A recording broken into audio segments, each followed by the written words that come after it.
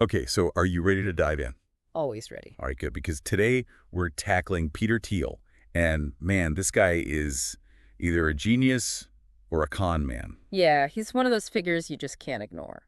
It's like he's everywhere you look. From Silicon Valley to the halls of power in Washington, I mean, just look at his resume co-founding PayPal, early investments in Facebook, SpaceX, Airbnb, even bankrolling that lawsuit that took down Gawker. and let's not forget his foray into politics. So is he using his wealth and influence to change the world for the better?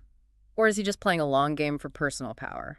Grifter or gifted? That's the question we're going to try to answer today. And we've got a ton of material to dig through. We've got articles from the New Yorker Business Insider Wikipedia, Even some biographical deep dives. so we're going to try to paint a complete picture of this enigmatic figure And hopefully by the end we'll have a better understanding of what makes him tick. and whether his impact on the world has been positive or negative.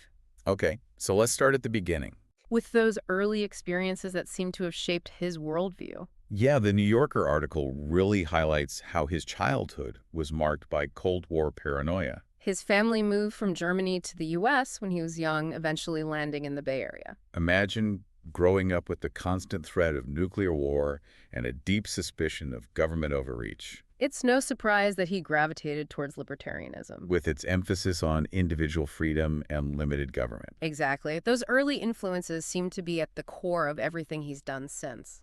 And they certainly played a role in his education choices, Stanford for undergrad, then Stanford Law. even clerking for a Reagan appointee, It's like he was building a foundation for his future as a disruptor. challenging the status quo at every turn. And that leads us to PayPal. His first major foray into the world of tech and innovation. And a proving ground for his ambition and his willingness to take risks. The article from Study International talks about how his company, Confinity, Was locked in a fierce rivalry with X.com. led by none other than Elon Musk, Imagine these two titans of tech battling it out in the early days of online financial services. both of them brilliant, driven, and determined to revolutionize how we think about money. And they were operating from the same floor in a Palo Alto office building. The tension must have been palpable, but ultimately they realized that they were stronger together. And they merged to create PayPal, which quickly became a game changer. It was a radical idea at the time, paying for things online using just an email address. But Thiel saw the potential, and he wasn't afraid to push the boundaries. And it paid off big time.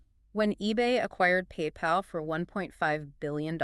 Thiel walked away with over $50 million.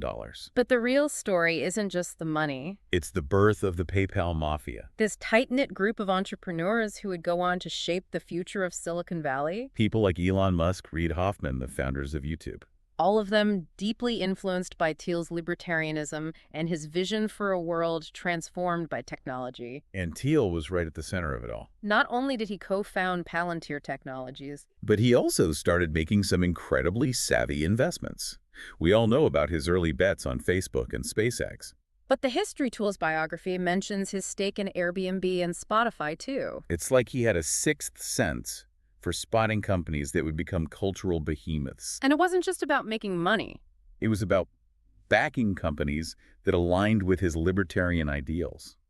Promoting individual freedom, disrupting traditional systems, and pushing the boundaries of innovation. So far, so good, right? A brilliant entrepreneur, a visionary investor, a champion of individual liberty. But then comes the Gawker lawsuit. And that's where things start to get a little murky. For those who don't know the story, Gawker was a now defunct gossip blog. Known for its often salacious and controversial content. In 2007, they published an article outing Pieter Thiel as gay. And Thiel was understandably furious. He felt his privacy had been violated. And he decided to take revenge. Years later, wrestler Hulk Hogan sued Gawker for posting a sex tape without his consent. What most people didn't know at the time. Was that Thiel was secretly bankrolling Hogan's lawsuit, To the tune of $10 million.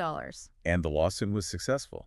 Gawker was forced into bankruptcy. The whole episode sent shockwaves through the media world. And sparked a massive debate about press freedom. The role of billionaires in silencing criticism. And whether Thiel had crossed a line. The Wikipedia articles on both the Gawker lawsuit and Gawker Media itself. Really captured the complexity of the issue and the ethical questions it raised. Was it a justified strike against irresponsible journalism? Or a chilling example of a wealthy individual using his power to quash dissent? It's a tough question. On the one hand, you can understand his anger at having his personal life exposed, But on the other hand, using your wealth to shut down a media outlet even when as controversial as Gawker. raises serious concerns about freedom of speech, And it makes you question Thiel's commitment to individual liberty. which he claims to hold so dear. The Gawker saga definitely adds another layer to the grifter or gifted question. It suggests that his actions don't always align with his stated ideals. And that inconsistency is something we see again and again as we delve deeper into his story. Especially when we look at his involvement in politics. Thiel has been a vocal libertarian for years, But in the 2010s, he became increasingly active in Republican politics. aligning himself with a new breed of right-wing candidates. And this is where the term Thielists comes in. But it's not just about party affiliation. There's a specific ideology at play here. The New Yorker article on the rise of the Thielists does a great job of explaining this. These are individuals who share Thiel's skepticism of globalization His emphasis on national interests over global cooperation. and his belief in a strong, assertive America. It's a definite shift away from traditional conservative values. And it's shaking things up in the Republican Party. Thiel is providing both the intellectual framework. And the financial backing to make it happen. His support for Donald Trump at the 2016 Republican National Convention was a huge signal of this shift. And then there's his backing of J.D. Vance. The author of Hillbilly Elegy, Thiel poured $15 million into Vance's 2022 Senate campaign. which, according to Business Insider, is the largest single donation ever made to a Senate candidate. He's not just dipping his toes in the political waters. He's diving headfirst. And it raises questions about his motivations. Is he trying to shape the political landscape to align with his libertarian ideals? Or is there a more self-serving agenda at play? Is he trying to gain influence and power within the Republican Party to further his own ambitions? It's hard to say for sure. His actions often seem contradictory, and his true motives are shrouded in secrecy. But one thing is certain. Pieter Thiel is not afraid to shake things up. Whether he's disrupting Silicon Valley, challenging conventional wisdom, or reshaping the political landscape. He's a force to be reckoned with. And that's what makes him so fascinating. He's a walking paradox, a man of contradictions, a master of playing the long game. Figuring out whether he's a grifter or gifted is no easy feat. But that's what makes this deep dive so compelling. Welcome back to our deep dive into the world of Pieter Thiel, where we're trying to unravel the mystery of whether he's a visionary genius or just a master manipulator. Exactly, grifter or gifted. And last time we left off with Thiel's foray into politics. Bankrolling a new wave of right-wing candidates. Like J.D. Vance. Yeah, Vance is a great example of this Thielist ideology in action. Skeptical of globalization, embracing a more nationalist agenda. And often clashing with traditional conservative values. It's like they're looking for a different path for America. A more assertive America that prioritizes its own interests above all else. And Thiel is the architect of this movement. Providing the intellectual framework and the financial muscle to make it happen. Remember that $15 million he poured into Vance's Senate campaign? The largest single donation ever made to a Senate candidate. It's a clear sign that he's not just dabbling in politics. He's trying to reshape the political landscape. But the question is why? Is it purely ideological? Or is there a more self-serving agenda at play? Is he trying to build a political machine that will advance his own interests? How hard to say. Thiel is notoriously secretive about his motivations. But his actions suggest a desire for control. For shaping the world in his image. And that brings us back to the central question of our deep dive. Grifter or gifted? Is he a visionary who's simply using unconventional methods? Or is he manipulating the system for his own benefit? It's like he's playing chess while everyone else is playing checkers. Always thinking several steps ahead. And that's evident in his investment strategy. He's not just chasing profits. He's trying to build a world that aligns with his vision. Take Palantir, for example.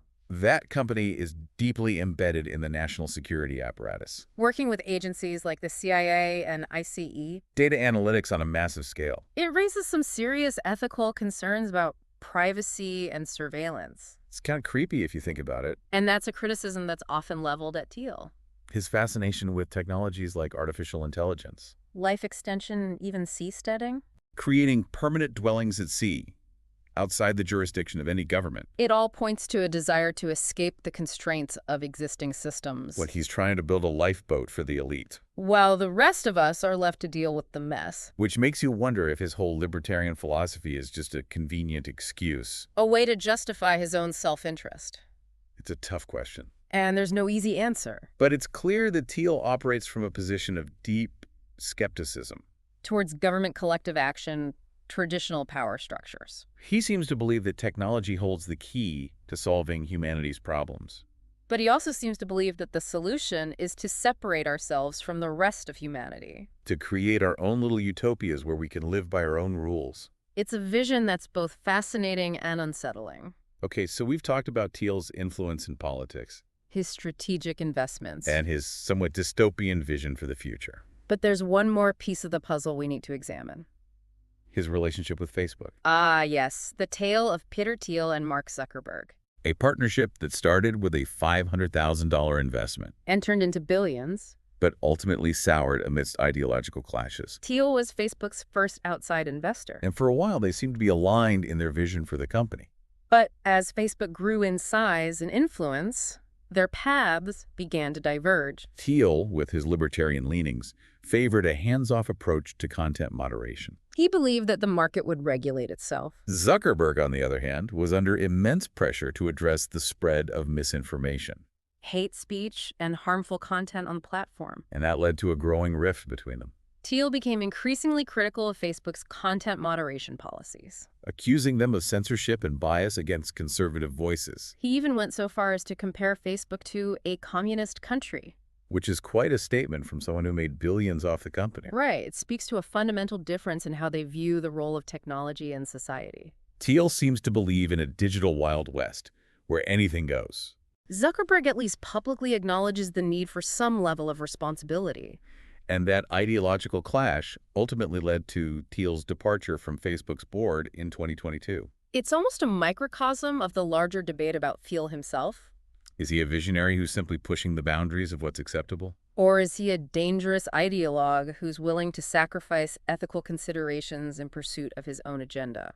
It's the grifter or gifted question in a nutshell. And as we delve deeper into the layers of his story, the answer seems to become more elusive, not less. We've seen how his influence has shaped the world of technology politics and even the way we think about the future. But understanding his true motives, his ultimate goals, remains a challenge. And that's what makes him such a fascinating and frankly unsettling figure. He's a reminder that brilliance and ambition don't always go hand in hand with ethical behavior. So as we head into the final part of our deep dive, we're left with more questions than answers. Is Pieter Thiel a force for good or a threat to the very fabric of our society? So here we are, the moment of truth. After all this digging into the life and times of Pieter Thiel, trying to decipher his motives, his ambitions, his impact.